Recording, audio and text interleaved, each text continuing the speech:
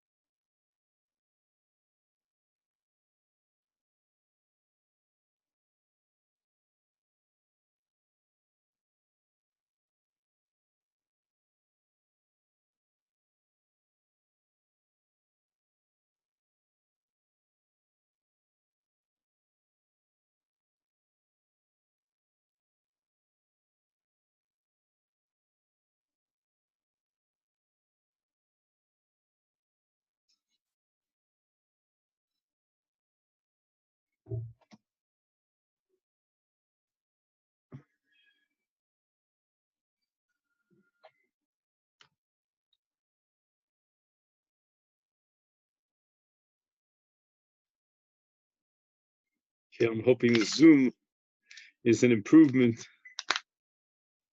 A lot of nervous tension for me to organize this Zoom, but let's see. Okay, let's get started.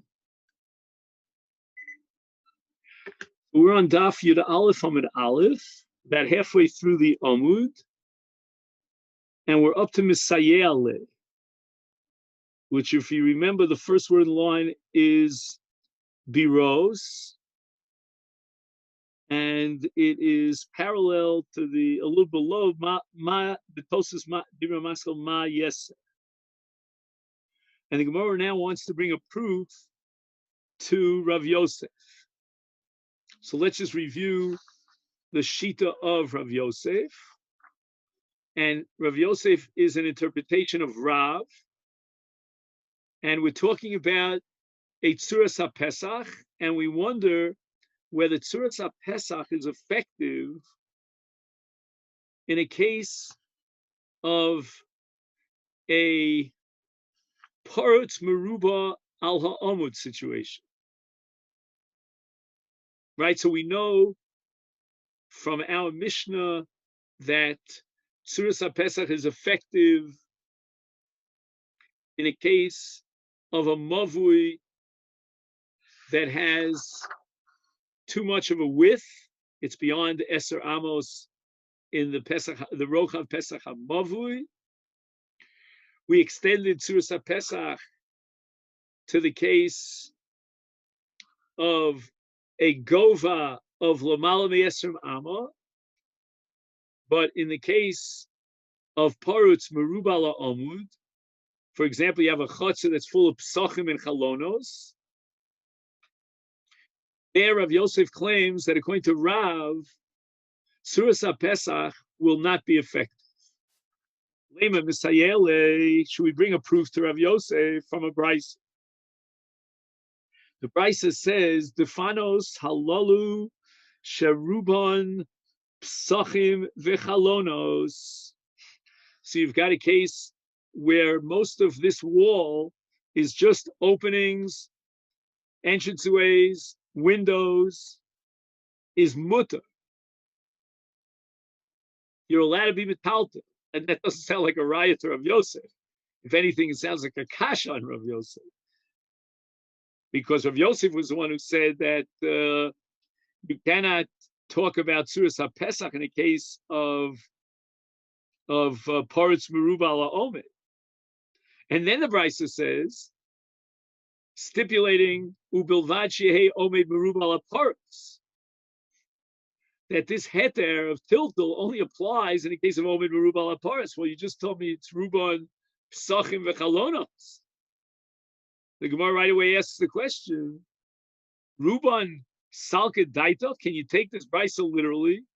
That it's addressing a scenario which is Ruban Psachim v'chalonos, that most of this entire wall is made up of Psachim and Chalonos. Well, if most of the wall is made up of Psachim and Chalonos that are open, then for sure you're talking about Paretz Meruba ala Omed. So how could the Brisa say Ubilvad She'eh Omed Meruba ala Paretz Ela Ema? But rather we have to change the Brisa. And what does the Brisa mean when it says Ruban Psachim v'chalonos? Sheriba bahen Psachim v'chalonos. That he had this wall and he opened up many different entranceways and windows into the wall. And then the Brisa tells me that even though there are many different entranceways and air spaces, but nevertheless you're allowed to be metaltil bilvad as long as ye omed meruba ala parts, that most of what you see is closed off.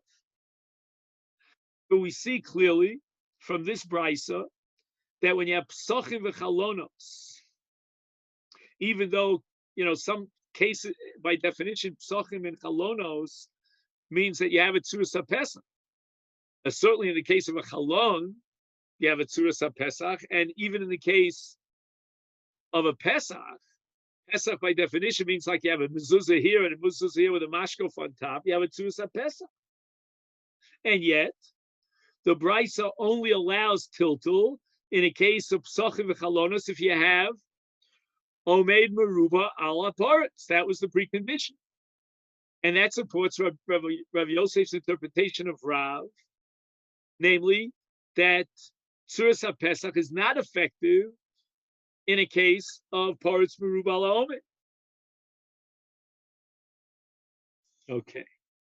So now, after we reconstructed this brisa, we have a raya from this brisa for Rav Yosef. Now the Gemara rejects no proof. Amar Rav Kahana ki Tanya hi. That brisa is addressing the following scenario. It's called bepische. What kind of openings were there? Shimoy. And the question is, what does the word shimoy mean? The Gemara is going to quote two opinions about what shimoy means. But the basic definition of, or translation, if you will, of shimoy is mikul kolim. Mikulko means there's some sort of a tzuras haPesach that's not done properly. This is not kitikuna. It's kilkula, right? Kilkula is the opposite of tikkun. So the reason why we need omed meruba ala paretz, says Rav Kahana in this brisa, even though he has a tzuras haPesach, is because we're talking about a tzuras haPesach that is quote unquote mekulko, which the Gemara now is going to analyze. Now, this translation of Rashi that the word shimoy means mekulkolim, Rashi is very consistent elsewhere in Shas. For example, we give two examples. One is a Rashi in Kiddushin on Daf Lamed Beis. The Gemara talks about someone who is an older person, an older Jew, but he's a total ignoramus. He doesn't know anything about Torah. And the Gemara calls him a Zokin Ashmoy. And Rashi says that the word Ashmoy, which is very similar to this word Shimoy, is Mekulkal. Why is he Mekulkal? Rashi says because he's Chaser Yudiyas HaTorah. He doesn't know anything about the Torah. In Masechet Menachos on Daf Lamed Gimel of Beis, it says there Pischei Shimoy, and Rashi again says Psachim Mikulkalim ve'ashemim. The word Asham or Ashem means guilty. So if something is not done perfectly, not done well, there's a certain element of guilt, and that's the same word here that we have, Shimon. So in any way, we're talking about some problematic tzuras haPesach, and now we're going to figure out what exactly is the problem with this Tzuras HaPesach. My Pischei Shimoi. Why is this Pesach mekulkal and therefore cannot serve as a Tzuras HaPesach? Had it been a perfect Tzuras HaPesach, it would be matir, even in a case of Paris Merubala Omed. So argues Rav Kahana. Ligi bar Rav Rechumi v'Rav Yosef. There's machlokas how to interpret Pischei Shimon. Chadam are according to one opinion. What is the kilkul? The less lahu shikfe, less lahu shikfe. Okay, we'll talk about that in a minute. V'chadam are according to the other opinion, the less lahu tikra. Now we can start either forward or backwards. If we start backwards, we get the simple one. Less lahu tikra. In other words, the case that we're dealing with is where you have a large, very solid wall, but it has an opening without a horizontal ceiling on it. So it's basically, you could call it a lechi mikan, but it's not a tzuras HaPesach at all. Again, I don't know why the Brisa would have bothered to even tell me in such a case that it's not a tzuras HaPesach and it cannot be viable. He writes here the footnote, Ein kan tzuras HaPesach, Lefishin Yona, what is the tzuras HaPesach? Konamikan, two vertical poles, the konal gabeim, and a horizontal pole. The kan ein konal gabeim. It's pushed open on top. There's no konal gabeim. So that's the second opinion. That's called Pischei Shimon. The first opinion is a little bit more tricky. The less lahu shikfe. What is shikfe? The word shikfe is a conjugation of a word mashkof is the noun. And apparently when you turn the noun into a plural in Aramaic, it becomes shikfe, but the noun itself is called mashkof. Now, mashkof is more or less a doorpost, sort of on the right and the left. So when you go into an entranceway, what you have on the right and the left is called mashkofim in plural. And the top part, which covers you, is called the tikra. So we're talking now about a problem in the mashkofim. And less lahu shikfe. What does it mean it doesn't have mashkofim? So Rashi interprets it that Ein avnei mezuzos omdos zu al gabi zu kisidra ela achas nichneses vi achas yotzes. So let's say, for example, you're entering into this opening, which has a wall on your right, a wall on your left, and a ceiling on top. What's the problem with this tzuras HaPesach?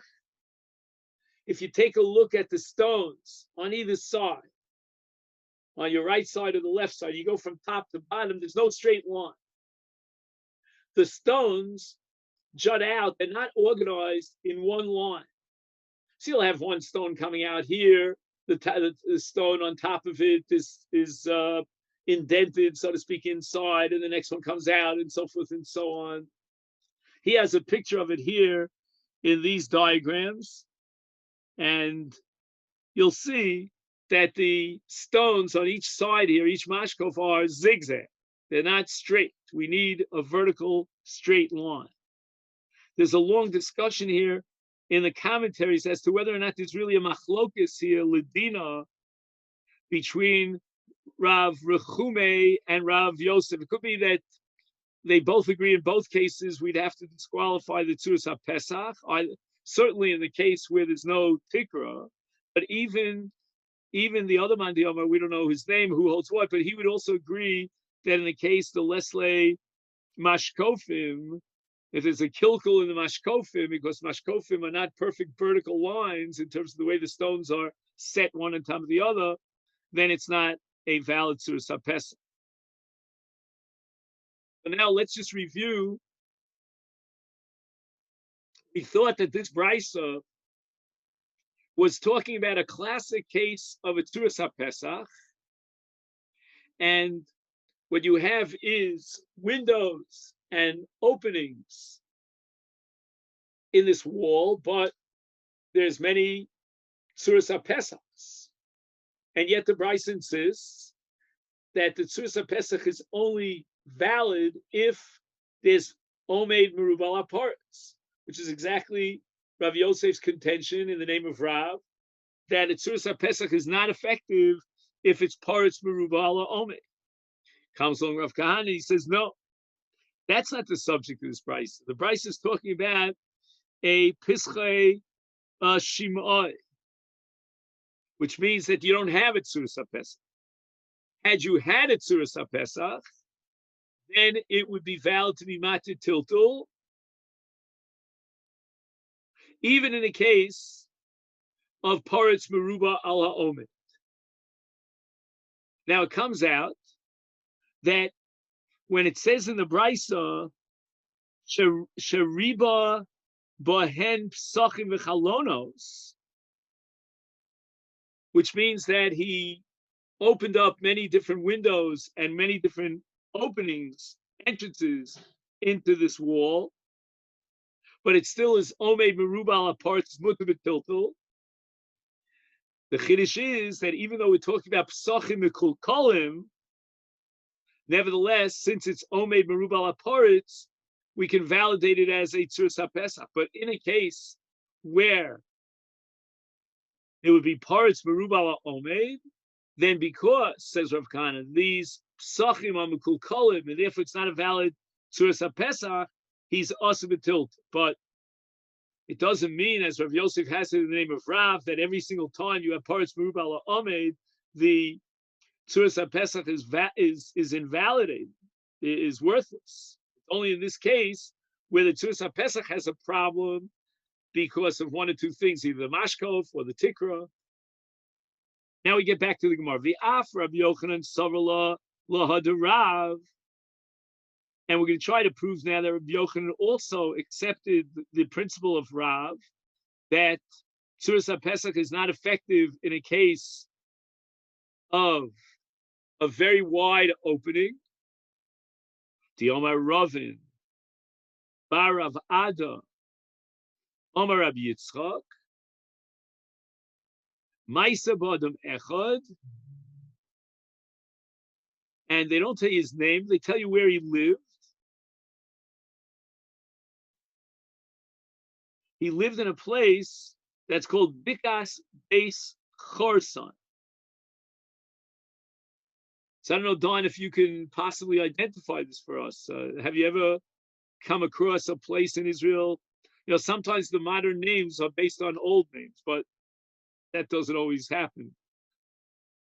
Anyway, hopefully we'll find a place called Bikas Beis Chorsan. The archaeologists will dig it up at some point.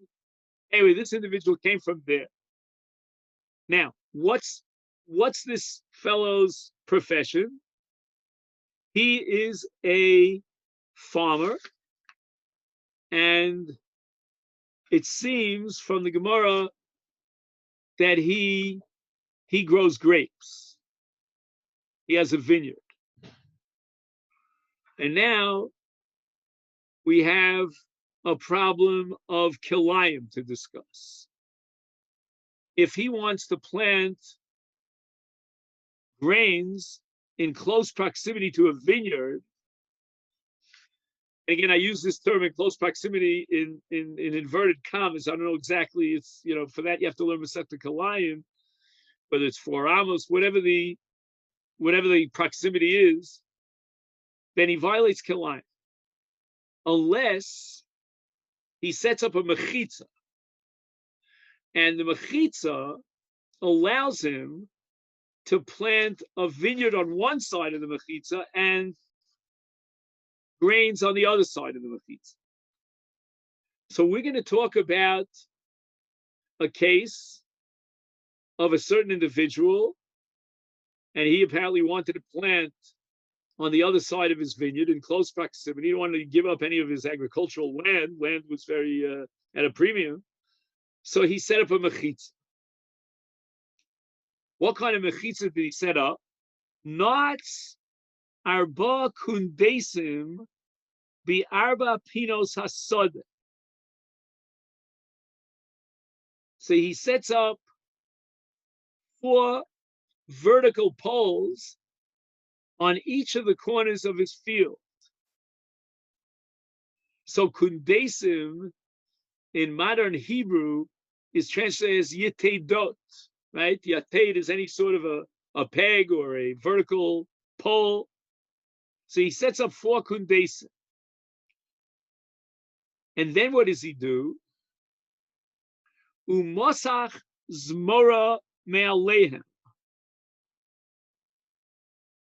And he takes a branch and he stretches it from one side to the other. Again, I don't know the size of his farm. I mean, they have a diagram here. It looks like a pretty small area. In other words, maybe we're not talking about his entire farm. We're talking about a circumscribed area where he's growing, let's say, grapes, and he wants to plant, in close proximity, the grains. So he puts his mora me'alehem. Now, in my humble opinion, this diagram is a little bit confusing. I don't know. Again, maybe I just don't see it right. It gives you the impression like as if there's a zmora over here and a zmora here and a zmora here. There's only one zmora. So I don't know. In any event, the way I understand it is that he stretches a zmora from one kundus to the other kundus. And basically what he has is, if you're looking on that side, he has a tzuras HaPesach. Again, it's all open. Usually a tzuras HaPesach, at some point, separates, or on one side you have wall and the other side, well, here's nothing, it's all airspace. Yeah, I remember when I was a child, we used to have sometimes a chuppah in our backyard.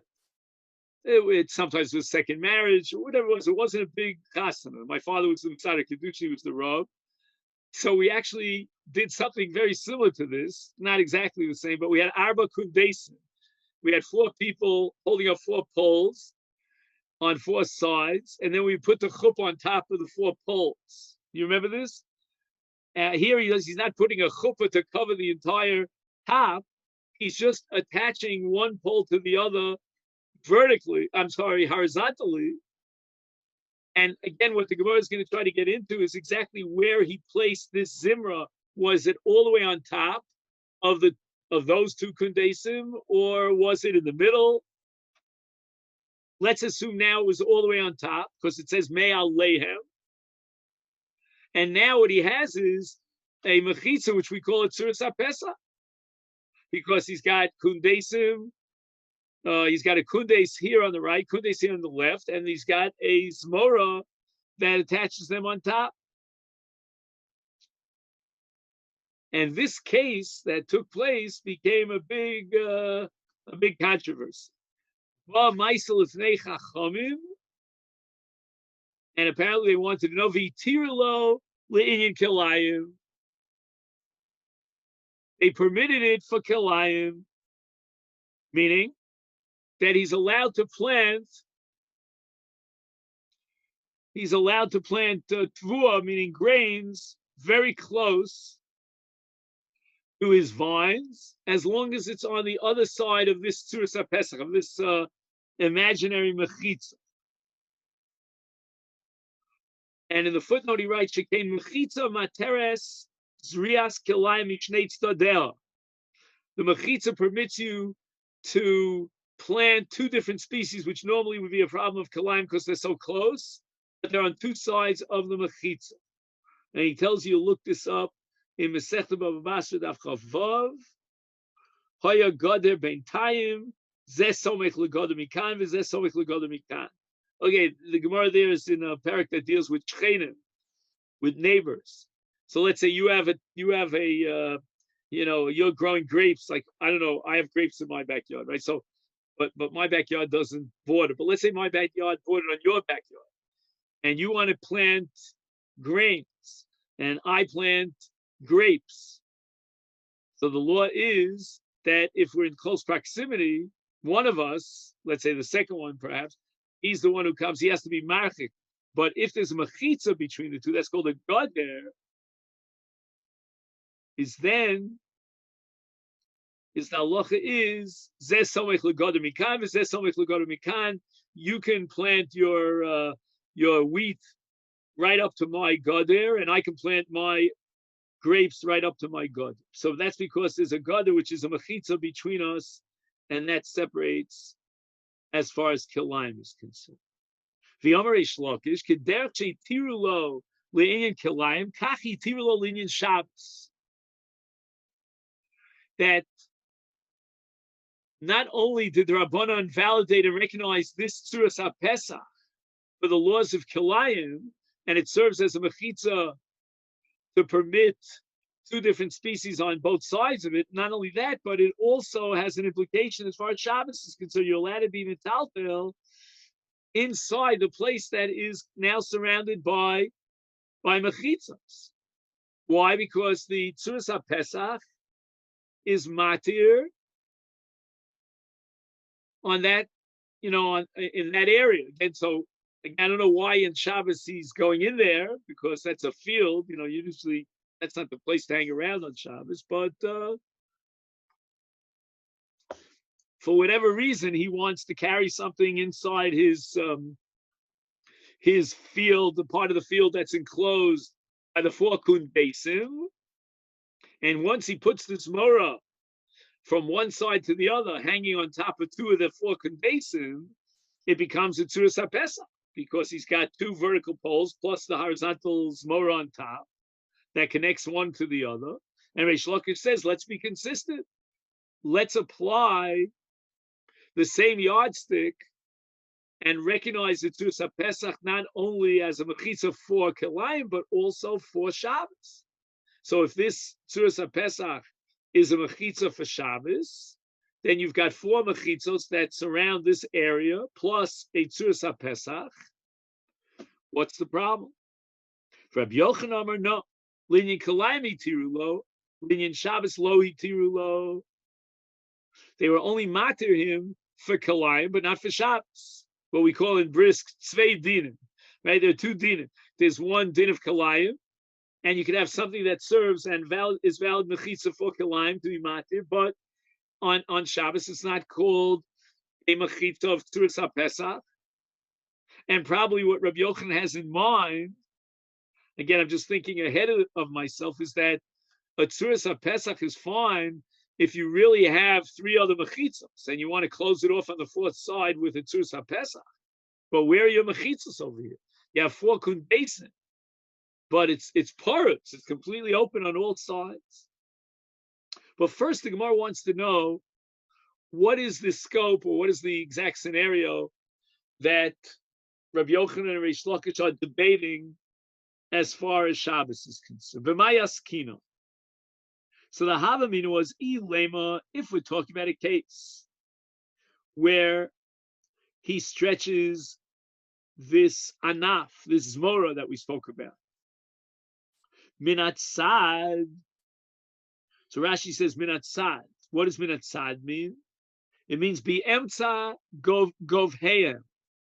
In other words, he didn't put the zmora on top, but rather he puts it in the middle. And now he has a picture here, a diagram. You've got these two kundesim on this side, and he's got a zmora, some sort of a branch that goes from side to side in the middle of these kundesim. So let's say the kundesim go 10 feet up. He's got this zmora at 5 feet, whatever it might be.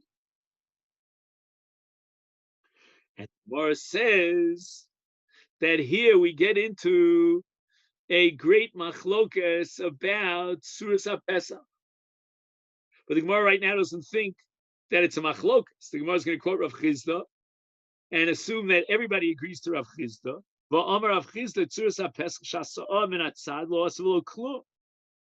what is the Tzuras HaPesach? The tikra of the Tzuras HaPesach, if I could use that word, has to be absolutely on top of the mashkof mikan umikan. But if he puts the tikra in the middle, that's not called the Tzuras HaPesach.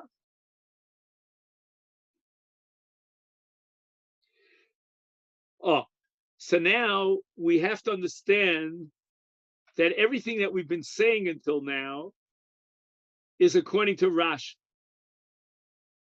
And basically, according to Rashi, the Gemara is asking a kasha here on Rav Reish Lakish, meaning if the scenario of this Maisa Shahaya, the story, is minatzad, then we don't understand Reish Lakish.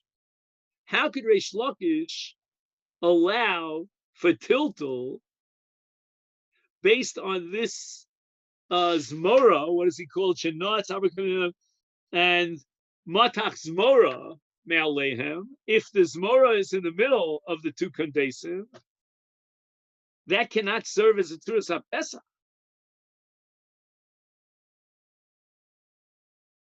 So that's the way Rashi learns. However, there's another girsa in our Gemara, and Rashi's girsa was le'inyan kalayim amai hitirula. I'm sorry. Rashi's girsa was le'inyan Shabbos amai hitirula. Meaning the Gemara was asking a kasha on Reish Lakish. Rabbi Yochanan is fine. The Gemara had no problem with Rabbi Yochanan, even if we accept that it was a case of minatzad, and we embrace Rav Chisda, because Rav Chisda's halacha is only as far as tiltul b'Shabbos is concerned. Minatzad is not a valid Tzuras HaPesach. But the other girsa is, instead of having the girsa of Linyan Shabbos Amai Hitiro, the girsa is Linyan Kilayim Amai Hitiru, which means that the Gemara is asking a kasha even on Rabbi Yochanan, who says that this kind of mechitza is materes Linyan Kilayim. And the Gemara says, no, it's not a Tzuras HaPesach, it's not a mechitza, because it's been atzad, and lo asav lo klum, it can't even be mate Kilayim. So just note that there are two different girsos here. And the question is whether the Gemara is asking a kasha on Reish Lakish vis-a-vis Shabbos, that's Rashi's girsa, or the Gemara is asking a kasha even on Rabbi Yochanan with regard to Kilayim. And again, I emphasize that Rav Chisda right now is unquestionable. Nobody has the chutzpah of questioning Rav Chisda, and therefore this possibility is completely excluded. Ella, but rather we're forced by process of elimination to assume al gabam that when he stretches out this branch, he puts it on top of the Yiseidos. Ubemai. Now let's ask the following question. What is the distance between one of the kundesim and the other kundas? How wide of a space of an area is it? Ilema be eser. If we'll assume that it is less than or equal to eser amos, is behal labor of Yochanan b'Shabbos lo?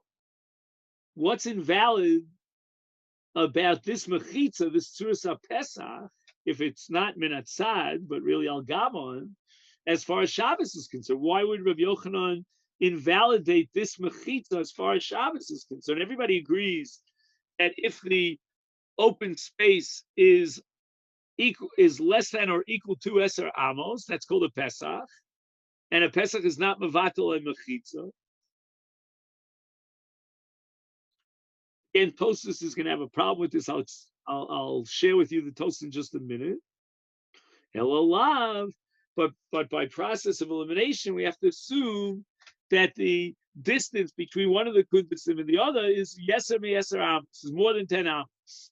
Rabbi Yochanan says that in this case of a mechitza, which is called the tzuras ha-pesach, as far as Shabbos is concerned, a tzuras ha-pesach cannot be matir a pesach that's wider than eser amos. Again, that was Rav's point. Rav Yosef took Rav even a step further, and he said that according to Rav, in general, if you have Poritz Merubal Omed, then Tzuras HaPesach is not meaningful. And that would be even a case where there's no opening of 10 amos. But the main explicit statement or ruling of Rav was that a Tzuras HaPesach is not going to help you if the Pesach of the Mavui is wider than 10 amos. And that's exactly what Rabbi Yochanan is saying over here. That herein lies the difference between Kilayim and Shabbos. In Shabbos, we have a requirement of defining a Mavui that we saw about before. And within that context, we postulated that if it's an open space that's wider than 10 amos, it's not called a Pesach, it's called a Pirza. And Rav holds that you cannot convert a Pirza into a Pesach if it's more than 10 amos, simply by making it Tzuras HaPesach. That's not going to do it. You're going to have to be Mamayit. Again, what the Mamayit is, we had a long discussion. He depending upon how many amos it's, he puts up those pasim and all that discussion that we had. Rabbi? Yes. Are they saying, therefore, that Reish Lakish said it was more than Correct. 10 amos? And Reish Lakish now holds that despite the fact that the Pesach is more than 10 amos wide, you can be matir it even though it is an open area with a Tzuras HaPesach. The Tzuras HaPesach makes it into a Pesach, despite the fact that it's a Pirza from the perspective of the open area that is 10 amos plus. Tzuras HaPesach is meaningful. And Rabbi Yochanan says, no, there's no such thing as Tzuras HaPesach if the Pesach is a Pirza and it's more than 10 amos wide. This is the way the Gemara wants to interpret the Brisa. I'm not really the Brisa. I'm not sure what story was based on a Brisa. Let me just see. Maisa Ba'adamechad. So I don't know that was a Brisa. But anyway, the story of the Chachamim who are matir le'inyan Kilayim. So let's just add one point that I forgot to make. This is Rabbi Yochanan as far as Shabbos is concerned. The Tzuras HaPesach cannot be helpful in Shabbos because in Shabbos we have a Pirza and Tzuras HaPesach more than Esrei. It's not going to help. But as far as Kilayim is concerned, the Chachamim would make it, and they recognize the validity of this Mechitza, allowing him to plant grains on the other side of this Tzuras HaPesach. The Tzuras HaPesach is a valid Mechitza. In other words, this distinction between a Pesach and a Pirza, which has so much of an impact according to Rabbi Yochanan in terms of a Tzuras HaPesach, because if it's a Pesach, then you could be matir a Pesach with a Tzuras HaPesach. If it's a Pirza, which means more than Eser Amos, you cannot. That whole discussion is not relevant to Kilayim. In Kilayim, we need a Mechitza. And the Tzuras HaPesach sets up a Mechitza. You'll ask me, but it's a Pesach, it's a Pirza, it's not a Pesach. Hey, those distinctions between a Pesach and a Pirza are not relevant to Kilayim. Kilayim just means we got to have something that separates it. And this Morah, insofar as it's on top, that is a Mechitza, and it separates whatever he plants on one side from that which he plants on the other side. But now I want to share with you a kasha of Tosfos.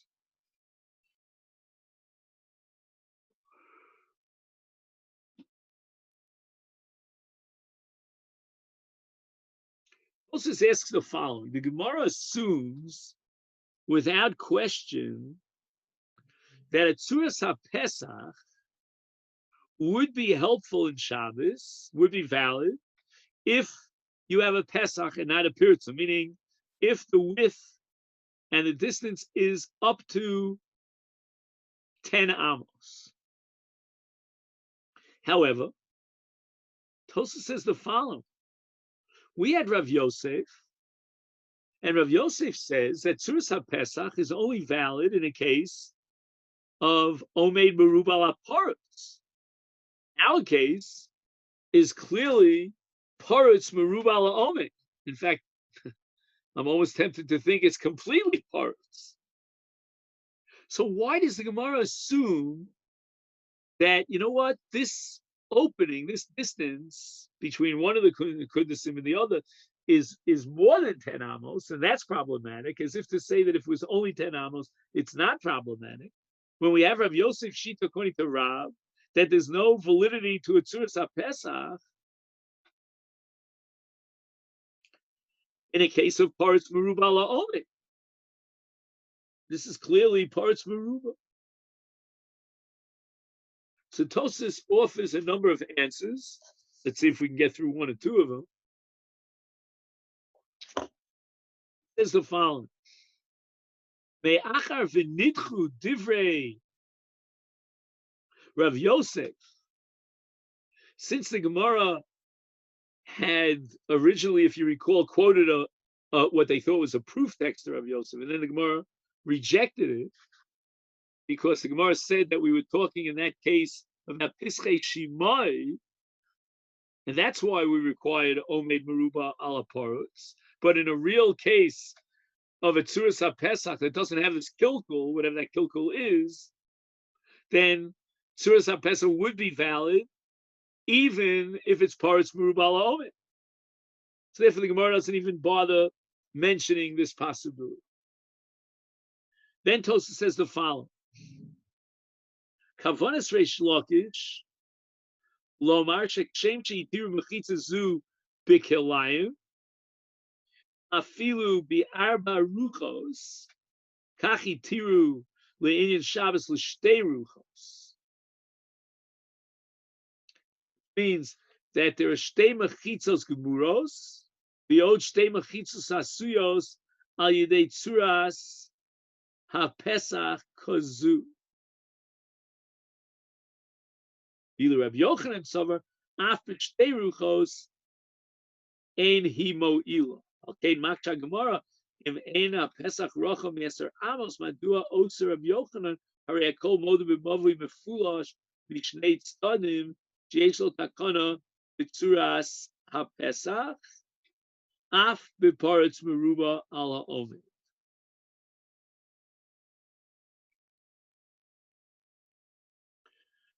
Tosfos is now changing the rules of the game, so to speak. He's changing the sugya around. It's a different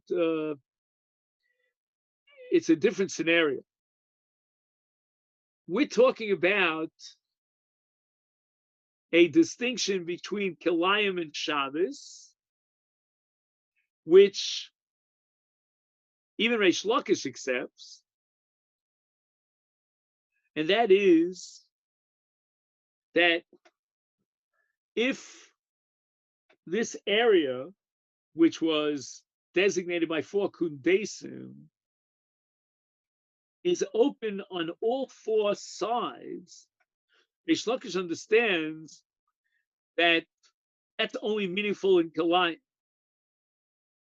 But as far as Shabbos is concerned, the discussion here about this Tzuras HaPesach with the Zimra, that's going to connect these kundesim is only about a case where there were Shtei Mechitzos Gemuros. In Shabbos, we have to transpose and transfer ourselves over to another scenario. In the scenarios, there are 2 complete Mechitzos, and then he creates 2 Mechitzos which are Tzuras HaPesach. So he's got a Zimra here and a Zimra there, and the other 2 sides are closed off. And here is where Reish Lakish says that if a tzuras HaPesach is matir in Kilayim, again, even in a case where it's open on all four sides, then it should certainly be effective in Shabbos to close off two mechitzos. And Rabbi Yochanan says no, two mechitzos is not valid. And the Gemara has to find kasha. I don't understand. If the Pesach is less than 10 amos, why would Rabbi Yochanan say it's us? Let's compare this to what's called a mavui mefulash. It's completely open on two sides, right? You enter into a mavui from Rishus Harabim, and you exit from the mavui at the end of the alleyway into Rishus Harabim. That's called mavui mefulash. And in such a case, all he needs is a tzuras HaPesach. Again, he may need a tzuras HaPesach on both sides. I mean, that we can get into, and that's the deal with Hananya and all that. But one thing for sure is that a tzuras HaPesach is going to be valid, even though it's open from two studded. And it could be even that it's parts merubal ha'omen.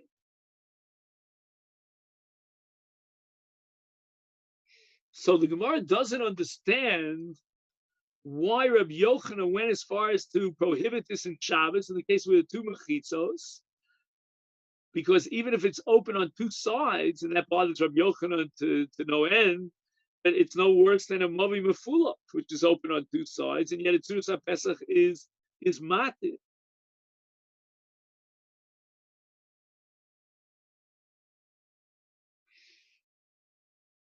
So the Gemara answers, no, it's open wider than 10 amos, and in such a case, Rabbi Yochanan says that this so-called mechitza, which might be valid as a tzuras HaPesach mechitza for Kilayim, is not valid linyan Shabbos.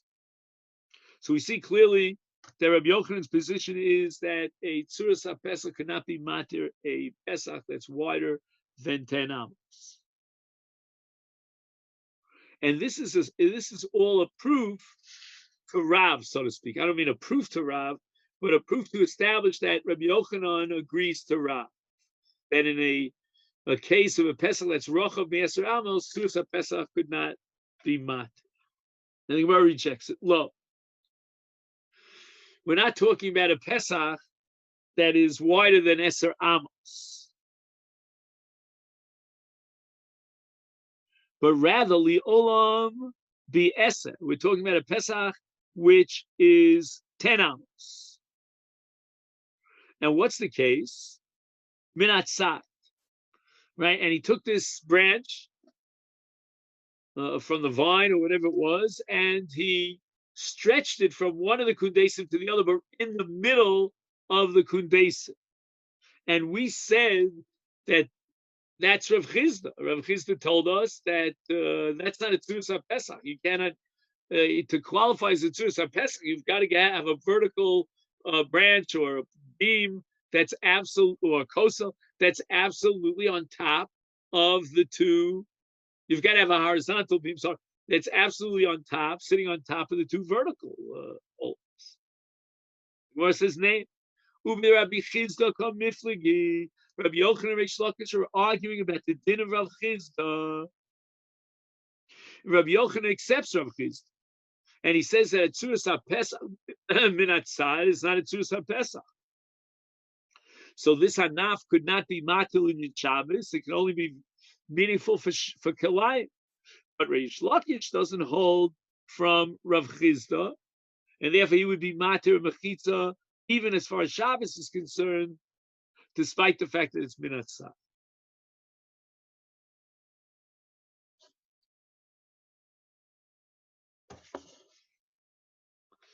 He says, Le'inyan Kilayim, this is all a summary of Rashi, Gam Rav Chisda modeh shetzuras HaPesach asuya min hatzad materes, v'lo osar el legabi Shabbos. And Rashi says, She'i chamura mi Kilayim. Rashi doesn't go into detail. He just says that Shabbos is more chamur than Kilayim. I mean, we know that Shabbos could entail a violation of a chiv misa, whereas that could never that could never apply to kilayim. Okay. All right.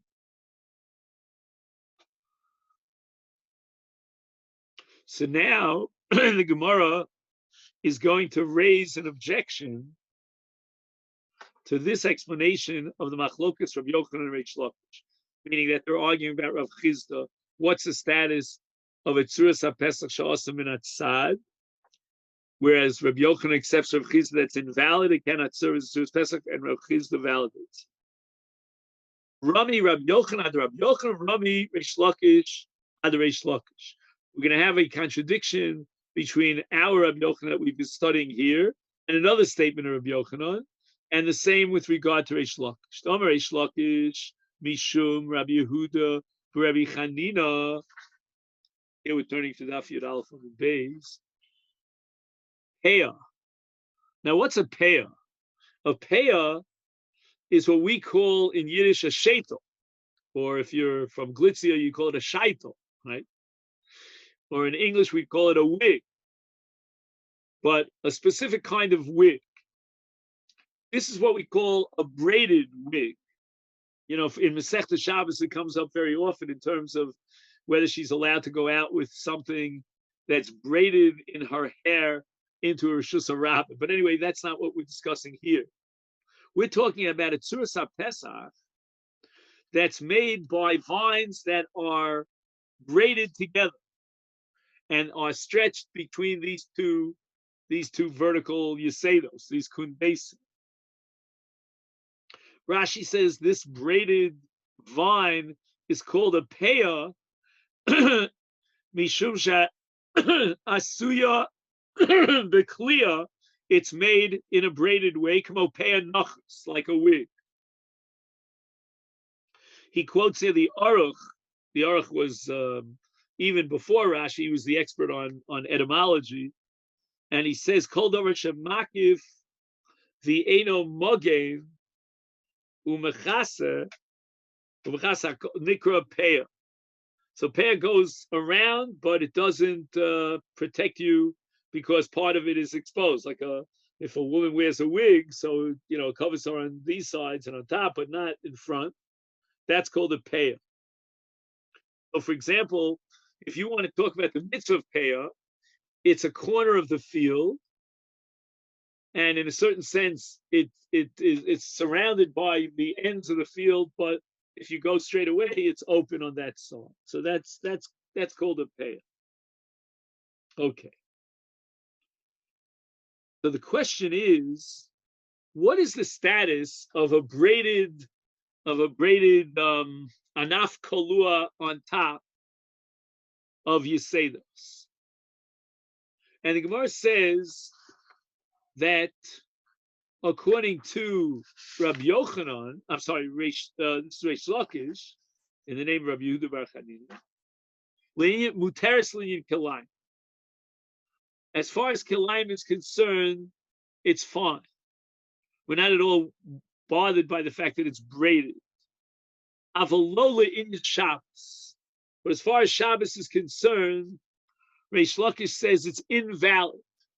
It cannot serve as a mechitza for Shabbos. I have no clue why. Rabbi Yochanan Amar, ki mechitzos l'Shabbos, just like it's a mechitza for kilayim, why shouldn't it be a valid mechitza as far as Shabbos? I'm sorry.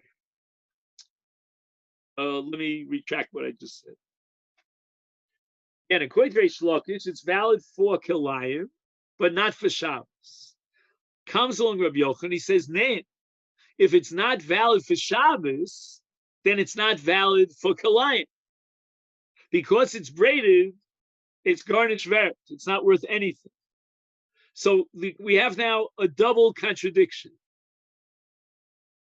Rabbi Yochanan said that it's tzuras haPesach is matir kilayim, but it's not matir Shabbos. Here he's saying that this tzuras haPesach, again, maybe because it's braided, I don't know, but it's not even matir kilayim. Reish Lakish, on the other hand, said before that a Tzuras HaPesach with the Zimra on top, with that vine on top, is matir both for Shabbos and for Kilayim. And here he says it's only matir Kilayim and not Shabbos.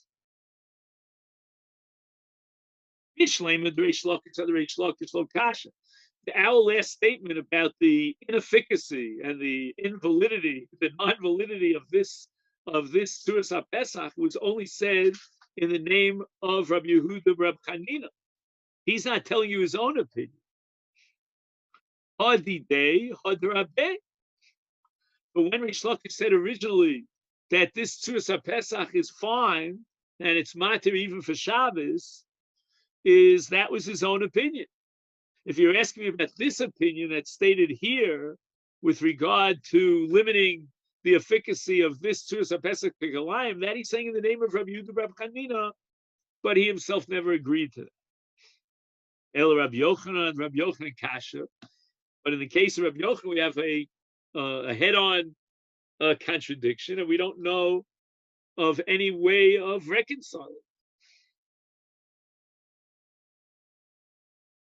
So Iyamrit Bishlema. Now this next Gemara, we'll just try to get us chol. I see we're running out of time. We may have to just read it quickly and then Belinetta come back to it tomorrow. Iyamrit Bishlema. If you're going to tell me about Rabbi Yochanan Hassam, in the scenario of that person that put up the 4 kundesim, it's al Gabon. You could say that was a case where he puts the anaf sitting on the top of the kundesim. Hacha, but maybe this case where the braided Tzuras HaPesach, the Zimra, was invalidated by Rabbi Yochanan, even as far as Kilayim, is that's a case of Minatzat, which if you accept Rav Chizda, a Tzuras HaPesach Minatzat, if it's in the middle of these 2 kundesim, is not valid. Shapir, everything works out very nicely. Because since Rabbi Yochanan's original position, where his matir for Kilayim, was a case where the Tzuras HaPesach was done in the right way, Kitikuna, al gabe hayesedos, that's why it's matir b'Kilayim. It's not matir Shabbos, because perhaps the distance is more than 10 amos wide. And Rabbi Yochanan holds, like Rab, that a Tzuras HaPesach is not matir if the Pesach is wider than 10 amos. So he cannot be matir as far as Shabbos is concerned, because that's called a piritza, but he certainly can be matir this Tzuras HaPesach as far as Kilayim is concerned, because it was a perfectly, excellently structured Tzuras HaPesach. Here, in the case of Rabbi Yochanan Reish Lakish, we're talking about Tzuras HaPesach Asuya min Atzad, as we said before. And Rabbi Yochanan accepts Rav Chizda that Tzuras HaPesach Shosem min Atzad lo osav lo kum, and therefore doesn't even have the efficacy as far as Kilayim is concerned.